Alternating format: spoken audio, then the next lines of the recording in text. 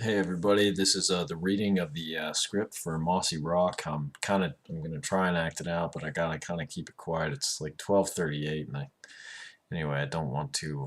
I want to go to bed eventually, but I'm gonna just start this. If I get too tired, I'm gonna stop. There were a couple notes I wanted to point out. A couple things I can just probably go over in emails.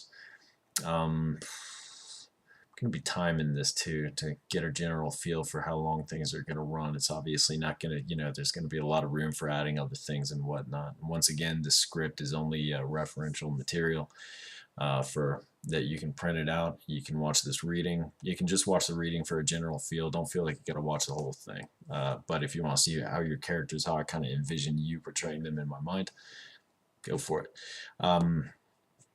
Yeah, you can print the script out if you want to just kind of go over it, read it, and get an idea. But you're not going to have to commit really anything to memory. Just bring yourselves, and I don't know, we're still going to have fun with it because that's really all you can do when you're not getting paid for something. But more than anything, I'm just looking forward to getting to see all my good friends. So, okay, let's begin. Pardon me, Mossy Rock. Urban scenery is seen through the window of a moving vehicle, plays by in slow motion as a phone conversation dialogue between Jarrell and Lincoln overlays footage. Parentheses.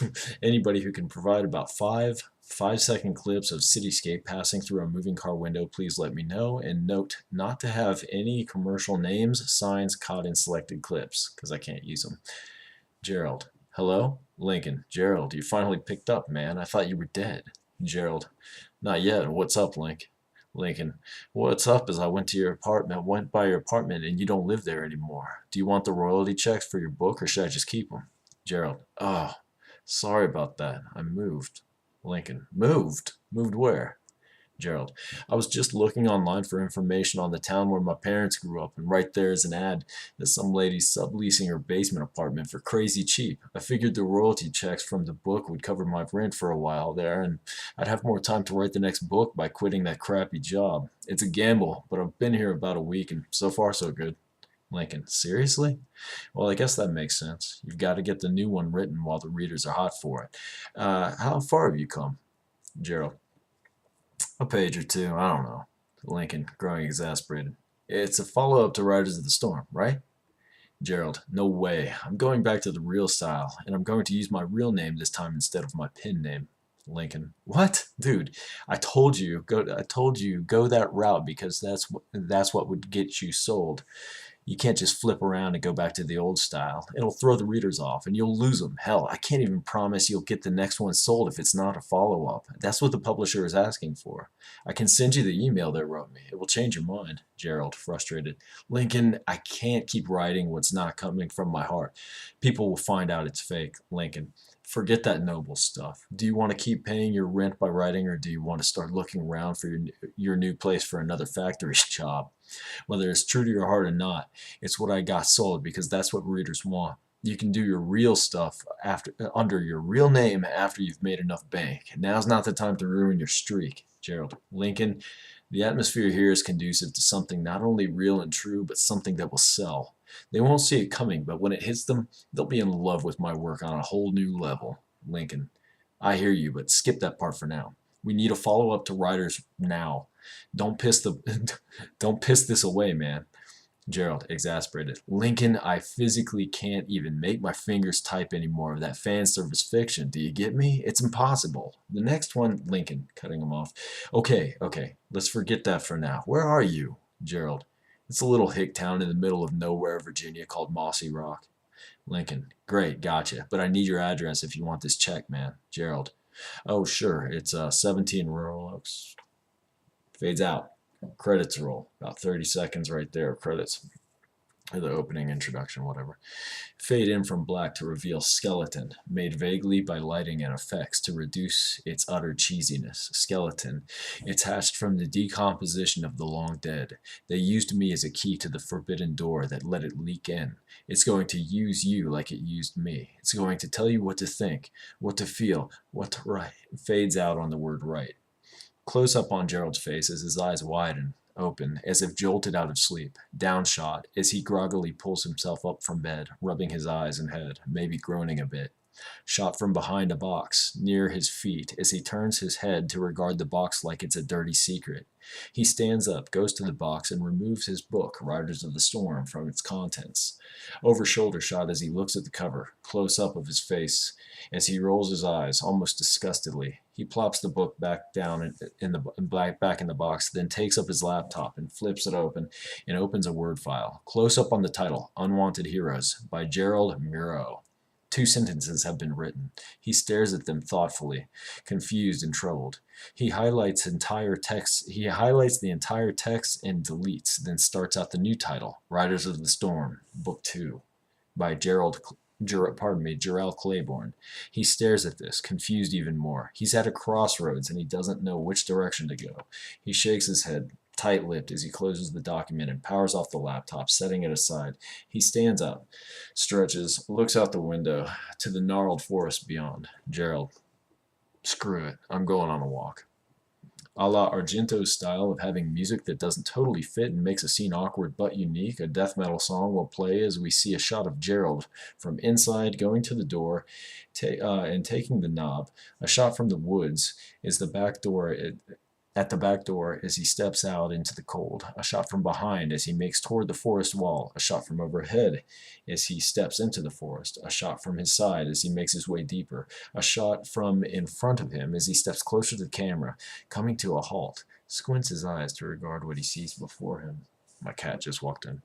Hold on, I gotta close the door. Out of my way, numbnuts. Always does that. Where was I? Stares at this confused. A shot from in front of him as he steps closer to the camera, comes to a halt, squints his eyes to regard what he sees before him. A shot from over his shoulder as he beholds an ominous structure or trail or opening in the forest, depending on what is convenient. A shot of his face as an expression of unsettled angst etches the lines on his face, and he takes a step back. Something is not right with the place, something he can't describe. He starts back toward the house, picking up his pace as if he fears something unseen pursues him. The camera follows him inside as he shakes off his chills, both literally and figuratively. Slight shake on the camera to communicate his distress as he hurriedly goes back into his room like a pocket of safety in a strange wilderness. Gerald, this place. He says it with bewildered reverie, maybe shaking his head at his confusion. Shot from within the room as he turns the corner and is shocked by what he sees. Gerald. Lincoln? What the heck? Smiling, Lincoln rises from where he's been sitting on Gerald's bed, arms outspreading, like, what can you do? Lincoln. How's it going, maestro? Gerald. What are you doing here? Lincoln pulls an envelope from his pocket, unfolds it smugly, and hands it to Gerald, saying, Did you want this royalty check or not? Gerald eyes Lincoln dubiously as he rips open the envelope and removes a check. His eyes roll down to regard the check, then widen. Gerald, wow, is this for real? Lincoln, pointing at Gerald and then to the laptop as he speaks. It's for real, and you're going to see a lot more of that if you do as I say and get on the second Riders of the Storm installment.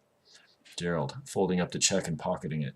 Well, yeah, but I thought you were going to mail this to me. You drove all the way from Richmond? Lincoln. It's not that bad of a drive, and I wouldn't want to risk it getting lost in the mail. Gerald eyes him, knowing there's more to it than just that. Lincoln realizes this and has to confess, rubbing the bridge of his nose as his head lowers in shame. I need a place to stay for a while, man. I talked to that Chinese lady you're renting from, and when I got here. She said it was fine as long as I kept the noise down and kept out of the storage space. Gerald, showing concern. What happened? Lincoln. Man, when I got my 10% of the last earnings, I just kind of chomped at the bit, you know? I felt so good, I cussed out my boss and walked out and proceeded to party for about 3 or 4 days straight. I woke up in some fat lady's bed with a hangover from hell. First thing I saw was these massively hairy arms, and it tipped me over. I managed to find a toilet just before I started puking my guts out. But by then, I'd burned up nearly all of my earnings from the book, and without an income from my job and with hardly anything left, I had to cancel my lease. Gerald. Wow. Sorry to hear about that, but Lincoln, man, I got so low I even called up my parents in Florida and asked if I could come stay with them until I got back on my feet. They said there was no room for me. I called them the worst parents in the history of humankind and hung up on them.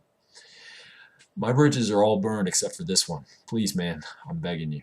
Gerald, tight-lipped, nodding with sympathetic understanding. Okay, Lincoln, I understand. There's a futon in the living room down there. You can sleep there. Down here, you can sleep there. Lincoln, how far are we? Man, we are not very far. This might be like the whole movie.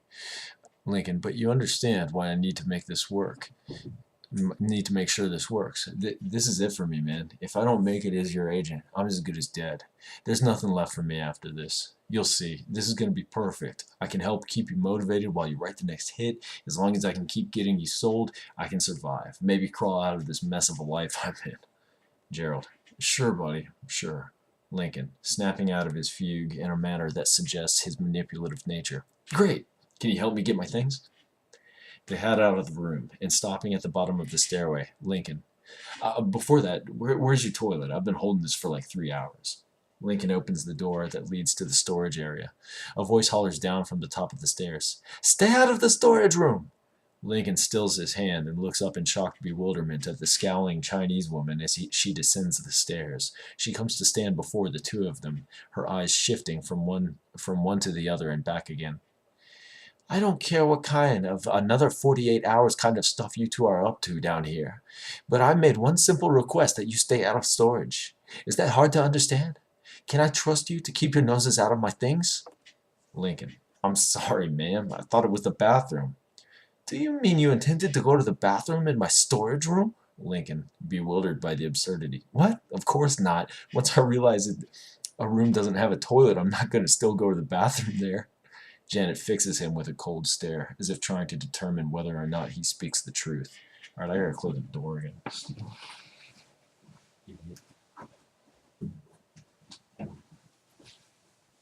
There you are, jerk cat, messing me up.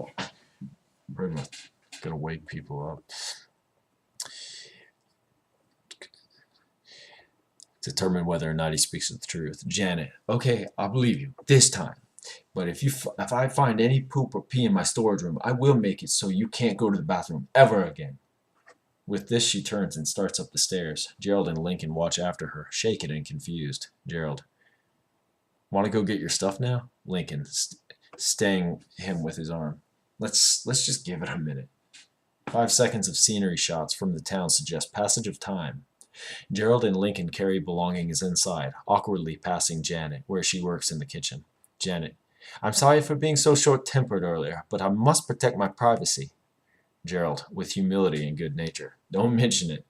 Lincoln, with hardly concealed bitterness, no problem. Janet, my friends come out on the weekends for hobby time. You're welcome to meet them, but just don't talk about going to the bathroom in front of them, okay? Both look bewildered, yet more by the woman's rampant strangeness. My cat set my allergies off. Sure. Gerald, sure, don't mention it. They start down the stairs, shot from behind their backs. Lincoln, well, I guess besides living in the same house as a crazy woman, it's a pretty sweet deal. Pretty nice down here. Didn't you say your parents are from this town? Gerald, well, yes, but they're from the old town. I've only ever seen it in pictures. The whole neighborhood is part of a whole new development since some industries set up and opened up new jobs in the area. Lincoln, have you visited the old town? Gerald, man, I've tried to. It's so rural, you have to walk through the forest or on this trail to get there. I've checked it out in satellite. Checked it out in satellite image online. And it's not far at all. But today was the third time I've tried to walk there, and every time, as soon as I'm almost there, I get nauseous. It's like this sick feeling in my gut. My head starts to hurt, and I just have to head back. Weird, huh? Lincoln, that's weird, all right. I like it. Put it in the new book. Gerald, you think so? Man, I've been having some crazy dreams too. Lincoln, dang, this place really is perfect for your inspiration. Gerald, and maybe it's my sixth sense warning me about a KKK rally going on in the sticks there. Lincoln, well, they're not too hard to pick out, what with the pointy white hats and all. Gerald, okay, man, you gotta come clean. Lincoln, About the fat girl's hairy arms? Gerald, no. This book you made happen. I saw my books in a store the other day. I didn't know the publisher got that kind of distribution. I might not be able to buy a yacht with that check, but it's nice to know I'll be covered for food or shelter for the next year at least without having to find work in another factory. How'd you make this happen? Lincoln, smiling smugly. It wasn't that hard. I guess you haven't seen the video review online? Gerald, there's a video review? Lincoln, don't tell me you don't do online searches for feedback on your own book. Gerald, shaking his head. No way. Being an artist and putting it out there, it's like opening a window to let the whole world see your bare naked soul. It comes with the territory, but it's not an easy thing to stomach, you know? I'm terrified of seeing feedback on my work. But do you mean there's a good review going around? Lincoln, is your laptop linked to the net? Gerald, yeah. Lincoln, fire it up. We cut to a close-up of the laptop screen as Lincoln, in his false online persona, carries on with a ludicrous review of Riders of the Storm. Gerald at first doesn't recognize him, as he's clad in over-the-top heavy metal threads, is unshaven and wearing sunglasses, carrying on and spewing insane jargon over the book. This book is so brutal and sick, it'll make you vomit blood! The camera pans to reveal Gerald's bewildered face, staring almost disgustedly at the screen. Lincoln is behind him, watching with apparent elation. Gerald, what in the name of prom am I watching? Lincoln, you're watching the review that got 30,000 plus hits and helped put Jarrell Claiborne and his opus on the map. Gerald, but this lunatic hasn't said one word about the book. He obviously hasn't read it. He's just going on and on about how much it makes him want to vomit blood. Lincoln, but it worked, didn't it? Gerald, turning to face his friend with hopeless, despairing eyes. Are you telling me that this idiocy got my book into stores? Lincoln, indicating the screen with a nod of his head. Look closer. Gerald peers back at the screen as the online persona carries on, and we see realization wash over his face. Gerald, that's you, isn't it? Lincoln, that's right. I'm known to tens of thousands as Redfield Flesh Ripper. Nobody has a clue it's me, but I've gotten books, CDs, and indie films the recognition they do or don't deserve for a pretty fair price. I've got the followers. I tell that to the publisher, record label, whatever, and tell them for a price I'll get their latest release into the heads of my viewers. Gerald, is every review like this? Lincoln, more or less. I don't really have to know the work. I just have to carry on about how sick and rad and it is long enough to get it embedded in people's minds, and I've earned my fee. Gerald, turning again to face Lincoln, appalled. This is how you got me to sell Riders of the Storm? Lincoln, becoming sheepishly defensive. Hey man, don't freak out. I read the book. It's what I wanted you to write, and it's great. The publisher knows this, and the reviews on Amazon aren't paid for. Those are all real. Part of the charade is just smokes and mirrors, but in the end, you made a sweet book, and thanks to me, have seen more serious sales. It may not be how you envisioned it, but it's going to change your life, and if you don't ride the wave with me, you'll regret it later, and you have to go back to the factory and ask for your job, and when you have to go back to the factory and ask for your job back. Gerald, hey, if you do so well with this ridiculous review series, why are you telling me you're broke? Lincoln, shaking his head. It's not so simple. I spend money faster than I make it. I can get myself under control, get my head together. The thing is, without my job, I don't have a fallback, and my bank account is down to chump change until I sell a few more articles. But more than that, I realize I've got a gold mine in your writing. This is something I can believe in, unlike so much of that other stuff. I could have just looked for a new job to keep me sustained in Richmond, but then you told me you'd moved out here, and something in my gut said I needed to come out here myself, see what's what, and fuel the fire. This is real, man. You've got to take this journey with me. I need it. You need it too. You're just a passionate artist, so it's hard for you to get your head around that. Gerald returns his focus, resigned, accepting to the character on the laptop screen. He closes with, next week, I'm going to talk about a big book so sick and brutal, it'll make you vomit blood. Corrales Coast is pure sickening blood vomit. Ugh. Scenery shots of evening indicating the end of the day, exterior of the house. Gerald, through his bedroom window, typing away. We move inside, Gerald busily typing in the foreground as Lincoln steps into the open doorway and stepped into the open doorway in the background. Lincoln, Clickety-clack, yo. I've heard nothing but furious typing for the past couple hours. How's it coming? Gerald. Swimmingly. I'm in the zone. You better make yourself scarce for now. Sorry. Lincoln. Apparently slipping into his seedier side. Yeah, I hear you. I also heard footsteps from upstairs. Sounds like that crazy lady's friends have arrived. What kind of freaky deakies do you think she hangs out with? Gerald, still focused on typing, undaunted. Why don't you go up there and find out? Lincoln, not a bad idea. Hey man, I'm dry as a bone. You have anything to drink around here? Gerald, you know I don't drink. Still? Pardon me. Lincoln, still? Phooey. Maybe I can scrounge something up. I gotta celebrate the new life. Gerald, happy hunting. Camera follows Lincoln from behind as he makes his way into the kitchen and starts to inspect the cabinets, muttering, "Bear, bear, bear," as nothing is turned up. Shot from within the cabinet, behind a strangely labeled bottle of mysterious clear liquid. As the cabinet is opened and Lincoln regards the mysterious bottle. Curious, he removes the bottle.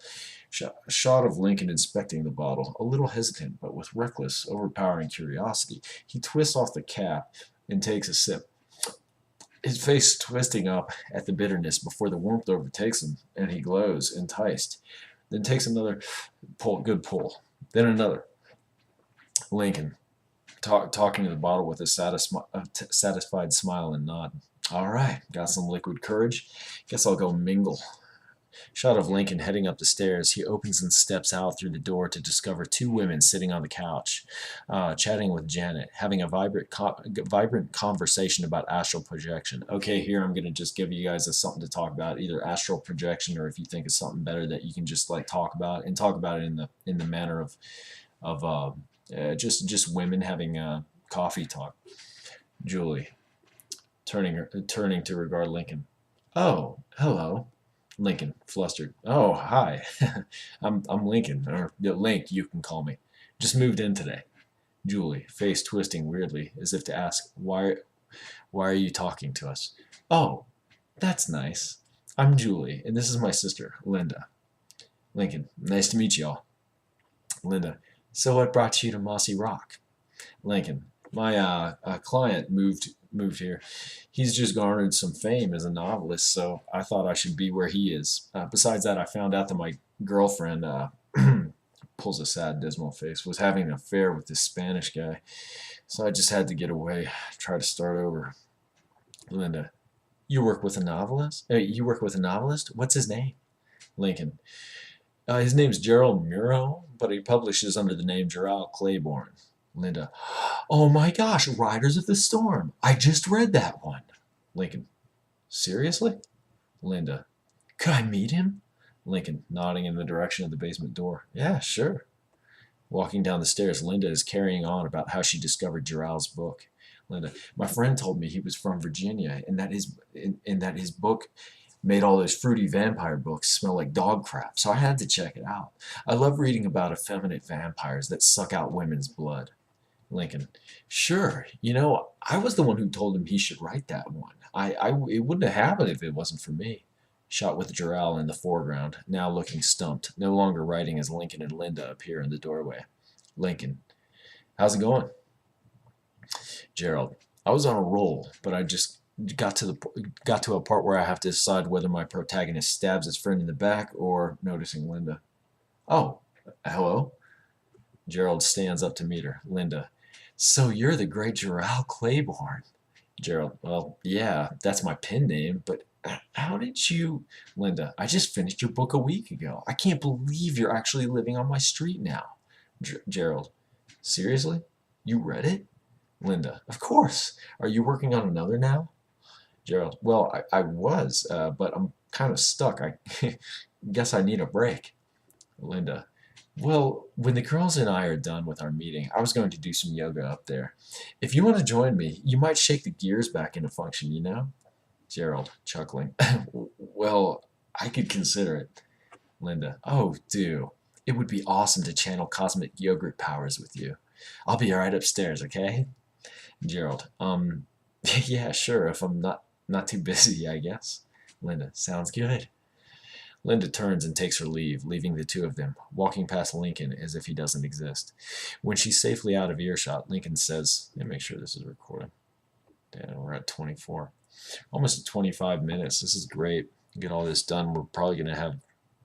We're definitely gonna. I think we're definitely gonna get at least 2 episodes done after my editing and the extra parts. So it won't take too long to get your parts done. Sounds good. Linda turns to take her leave, leaving the two of them walking past Lincoln as if he doesn't exist.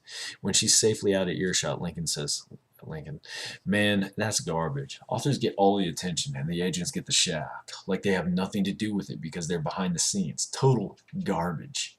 Gerald, that was a little weird. I think I'll skip the yoga date there. Gonna try to get back to it. Lincoln, suit yourself. Lincoln steps back out to the living room as Julie descends the stairs. Lincoln, what's up? Julie, I just have some work to do. That's supposed to be Janet. No, it's Julie. I just have some work to do in the storage. Please keep the noise down. Lincoln, what noise? Julie, try not to make any bodily noises or think too hard about anything. Lincoln, what? Julie makes a nasty face at him, leaving him bewildered as she slips into the dark storage room, closing the door behind her. Lincoln turns around so he's facing the camera as he mutters incoherently at the strangeness he's just witnessed. We find Julie walking through the clutter to another door where she steps inside, typo. Kneels by the floor, lights some candles that encircle a strange symbol swathed in black, perhaps on a parchment, if not the floor itself. She pulls a jar of black red sludge, and red sludge, and removes a handful, beginning to etch a new symbol over the former one. A close-up of her face, deeply focused, lazy-eyed, as if drugged. Slow zoom to her working hands as the sludge expands. In the last instant, a horrid, black, demonic face rises from its center, done with animation. Skip back to Lincoln, who is removing the bottle of strange liquor yet again, taking several long, gluttonous pulls on the drink before exhaling nastily and returning the bottle. He stopped before closing the cabinet, holding the bottle closer to his face, examining it. Apparently the level of the liquid has returned. Huh? I thought I drank more than that. Did it refill? He returns the bottle. Shot of him stepping out of the kitchen. The camera wobbles slightly to stress his inebriation. He looks drunk and happy. Visibly, he has an idea and makes for the stairs. A shot from the TV's perspective as Linda takes out a yoga DVD, inserts it into the player. Lincoln steps out from the door and into the background. A shot of his face as he drunkenly beholds Linda, his face full of stupid, drunk confidence. He strides up behind her as the DVD begins to play Iron Booty Sweat Yoga. Iron Booty Sweat Yoga! The yoga instructor begins with downward facing dog. Lincoln, yoga time, huh? Linda, visibly irritated by his presence, she continues. Yep. Lincoln, I could use some yoga myself. I haven't gotten a chance to do yoga in a while. Linda, whatever you say. From here, the shot is from the TV's perspective as Lincoln drunkenly mimics the yoga positions behind Linda. Her expression shifts as he speaks, becoming increasingly irritated, creeped out, and annoyed. Lincoln, I'm really involved in the martial arts, but every now and then I gotta slow it down a bit and get my chakras all lined up with some yoga, you know. Linda, me too. Lincoln, my instructor tells me I'm a natural. I even thought about teaching a yoga class myself once. Linda, why didn't you? Lincoln, oh, the agent job is just really demanding. I can't really make room for little things like yoga. Linda, I understand. I run a lot. It makes my muscles really sore. Lincoln, increasingly creepy. Is that a fact? Linda, yep, my shoulders have been killing me all week. I'm hoping this will ease the tension. Lincoln, shoulders, huh? I could probably help you with that. He stops the current stretch, reaches his hands for his shoulders. I'm a licensed masseuse. I learned as soon as his hands grip Linda's shoulders, her face becomes a mask of sheer disgust as she whirls on Lincoln, pushing him to the floor and planting an elbow against his neck. A shot from Lincoln's perspective at an enraged Linda glaring murderously down on him. She reaches off camera, taking hold of a stuffed tiger, smashing it down to his face. The camera. Downward shot. Now a shot from over Linda's shoulder as she smothers Lincoln with stuffed tiger, grunting that he should have never placed his hands on her. A close-up of her enraged face. Linda, growling, "You miserable puke!" Fade to black. The skeleton emerges from the darkness. Skeleton, "You silly jackass. You will never leave this place." Fades to darkness. The demonic face of Sludge arises, hissing, crossfades to Gerald as he types out the final sentence of his session, then sits back, satisfied, a close-up of his face as he reads on screen. Gerald, wow, over 5,000 words in one sitting. Not bad at all. Oh man, it's almost midnight. I better call it a night. Gerald is perturbed by the sudden sound of a moan coming from the living room. He steps out to find Linda and Julie laying Lincoln out on the futon. Gerald, what the heck? What happened to him? Julie, your friend just had a little too much to drink. Linda, want to come up and watch a movie with us? Gerald, oh, thanks, but I better call it a night. It's been a long day. Maybe tomorrow. Linda, visibly disappointed, yet trying to play it off. Oh, that's fine. Good night. The ladies excuse themselves up the stairs. Gerald, typo, watches after them, then shifts his gaze to his slumbering, snoring friend. A shot of Lincoln sprawled out on the futon as Gerald steps closer. Gerald, good night, you moron. Gerald steps off camera. Zoom in on Lincoln's face. Crossfade to skeleton. Skeleton, talking about apples. Fade to black. Fade in from black. Lincoln still slumbers. And suddenly his eyes... Sorry, fixing a typo. His eyes blink open. He sits up in bed, holding his head. He's in a thick mental fog. Lincoln, what the heck? What happened? All right, we're going to stop there for tonight, folks. This went on a half hour. If you watch the entire thing, thank you. That just goes to show that is, how far are we? Two-thirds. Two-thirds clocking at roughly a half hour. Get this whole thing done. We might even, yeah, that's gonna work out just fine. At least two episodes, one weekend. All right, I'm looking forward to seeing y'all. I'll be talking to you soon. We got to zero in on a weekend. We can't do Teresa's birthday weekend. If MLK's birthday weekend of the 19th of January works out, please let me know. Bye.